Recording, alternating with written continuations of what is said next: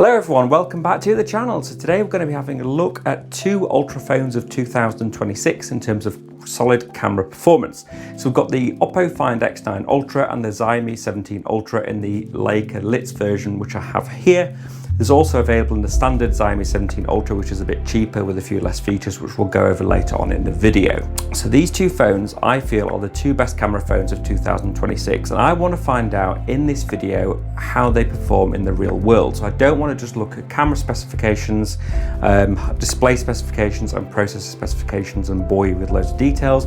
I want to talk about taking these phones out into the real world environment, how they actually perform. So if you're looking at these two phones or looking for a decent camera phone in the Android world, then this video should be for you. So sit back, relax, and let's find out which phone you should choose.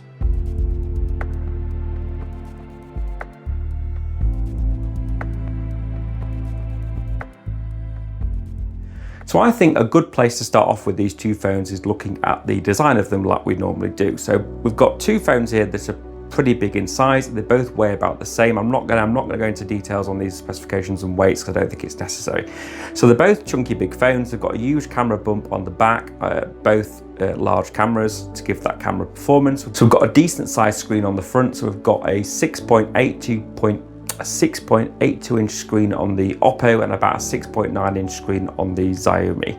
So very similar in terms of screen size. Going down the side of the phone, you've got on the OPPO, you do have a camera button. The Xiaomi, you don't have a camera button on this phone, but that doesn't really matter because I'm not particularly bothered about it. I would just use the screen itself. Apart from that, round the back of the phone is obviously the huge camera bump, as mentioned, and the phones are very similar in design and they both weigh a very similar amount. So they're both bulky big phones with large screens, going to be heavy in your pocket and feel heavy to carry around. Going on to the displays then, let's look at the display comparison. So as mentioned, they've both got roughly about 6.8 to 6.9 inch screen on both phones. So the OPPO here is a bit different from the Xiaomi. So the Xiaomi has a full HD plus screen, so it's about 1.5K resolution, whereas the OPPO has a 2K screen, so it's a QHD plus screen, which is what the Samsung put in their S26 Ultra, S25 Ultra, so we've got that extra resolution, and you can change the resolution on the OPPO setting, and it does make a difference. You get a slightly sharper screen, slightly sharper image, but it does use more battery. Having said that, the Xiaomi makes up for this with its 12-bit panel, so yes, it's got a very high bit panel, color reproduction panel, and I think it looks fantastic. Both screens look great, really sharp, nice colours, lots of detail in the screens, really easy to use with video playback, runs games really well. The OPPO does have the edge here technically for gaming because it has 144Hz refresh screen for the gaming. So this refresh rate is only available on the gaming. It doesn't run at 144Hz all the time like you can run some phones like the Red Magic, for example. It will only run at about 120Hz all the time when you put it into the setting on high resolution. When you put it into the setting on full refresh rate mode. So during some games it will run at 144Hz refresh rate, and you do notice having a little bit of extra refresh rate, but it isn't a big deal breaker. The actual the 120Hz on the Xiaomi is perfectly fine too. So without further ado, let's get into the camera breakdown on these phones. The OPPO has a 200 megapixel sensor for its main camera. The Xiaomi has a 50 megapixel sensor for its main camera. So we've got a bigger sensor on the Xiaomi than on the OPPO. So I'm not going to go into specifications too much, but this is a very important part of the camera system. So the larger the sensor, as a lot of you may know, the more light you get into the camera. There are also the ways of getting light into the camera, like the aperture size and everything like that, but the sensor is one of the most important aspects and often a reason why on smartphones we end up with grainy pictures and grainy video in low light because of that sensor size. So the actual Leica 1-inch sensor is very good in low light. You get some great results from that main sensor in low light situations, especially in video. I find it reduces the grain. You get some great results indoors with video, for taking under most situations. It's called a light fusion sensor. It employs a technology called low-fic, which is a way of getting more depth out, more bitrate out, but more depth out of the sensor. We're seeing in other manufacturers employing this kind of technology as well, and it really does look great, and it works very well. It's particularly in low light, it particularly brings out some great details. If you're out and about in the doing street photography in the night, this is the sensor for you. It looks fantastic. So the OPPO employs a 200 megapixel sensor, as mentioned, which is slightly smaller. It is a big sensor. It's not a small sensor. It is a large sensor, and we have got the extra resolution, so you can effectively zoom in and blow things up better, and effectively you can crop in more on your pictures. But then it does tend to default to 12 megapixel anyway. So manufacturers are starting to shove these big high megapixel sensors into these phones. I don't know if I actually noticed much difference over a 200 megapixel to a 50 megapixel sensor using it in everyday situations. So I don't know why we're starting to see these high megapixel count sensors. It looks good on marketing maybe. It's good for telephotos because you can zoom in more and have those high resolution to zoom in on pictures more, particularly when you run out of the optical zoom. But on the main sensor, does it make much difference here? I'm not seeing any much difference at all. Moving on from the main sensor there on both phones, we do have a telephoto camera on both phones, which is a 200 megapixel on the Xiaomi, and it is actually this is a first for a Xiaomi phone. So we've got it's an optical zoom inside the phone. So when you move the sensor, move the zoom slider between 3.2 and 4.3, you get an optically zoomed. You get an optical zoom without actually attaching anything to the phone. So this is very clever, and it works very well, and you get some good results from the telephoto. On the so OPPO have gone for a completely different approach here. We've got two telephoto lenses on this phone. So we've got a portrait telephoto, which they call it, 200 megapixel sensor, which is a large sensor again, and then we've got an ultra telephoto, which is a 50 megapixel at 10 times optical zoom. So we've got between a 3 times and a 10 times optical zoom. But the downside to this approach is that you're going to have to use sensor cropping to zoom in between 3 and 10. You've just got a fixed zoom between 3 and 10, but then you do get a more optical zoom at the 10 times range. But I did find the 10 times zoom looked a bit grainy, and even in good lighting situations, it didn't give me the best results I was hoping for out of the phone. Then you do have the telephoto kit as well, which I'll talk about later. So I'm a big fan of the Xiaomi's telephoto built-in lens. I think it works very well. At the right at the far end of the zoom range, you do start to get a bit of grain. If you zoom in past if you go to the digital side of it, then you get even more grain, because obviously you are cropping in on that sensor. You've got 200 megapixels to play with, but it's still not as much as you would do if you had an optical sensor. So the ultra-wide lenses on both these phones are technically the weakest, 50 megapixels with the smallest sensors, but they're still pretty good and give decent results in the ultra-wide when you're doing ultra-wide photography. Again, not the best, but not many people use the ultra-wide anyway, so it's not, I don't think that's too bad having those two sensors as the weakest ones. So from a real world perspective then, which one would I choose for what? So I do a lot of video work, obviously, as you know. I've actually ditched my DSLR recently and started using these phones to do video, because I wanted to find out, can I use a smartphone for doing video? Can I ditch my DSLR? So I just started using the Xiaomi. I used it a few times on the channel. I recorded quite a few videos in it, and I've actually been really impressed with that main 1-inch sensor result. I think you get great depth of field on the sensor. It looks fantastic, and I've been very happy with it. So today I'm actually using a different phone. I'm actually using the Vivo X300 Ultra, which I'll do a separate review on, which is a whole nother story. I have used the OPPO as well, and so far the OPPO has not given me the best results for video over the Xiaomi, but I do need to tweak the settings and fiddle around with it more. This is just on standard settings. I am a big fan of the Leica filters on the Xiaomi. I think they look fantastic and give some great creative control, particularly for photography. You can change the filters and play around with it, and go on to make it look like old Leica cameras. I'm really clever by Xiaomi and Leica to include it.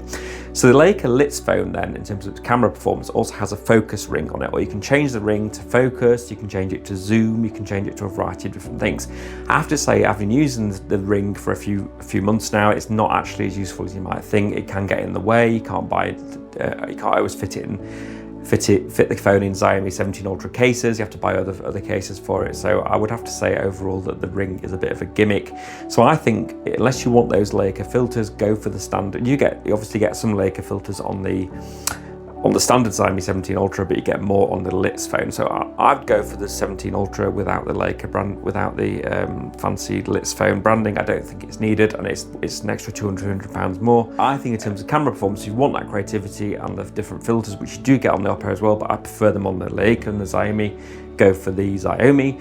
If you want the extra telephoto lens built into the phone, then the OPPO, it does offer more creativity, freedom with that. You've got a 10 times zoom, but it doesn't always give the best results in certain situations. So for photography, I would choose the video performance.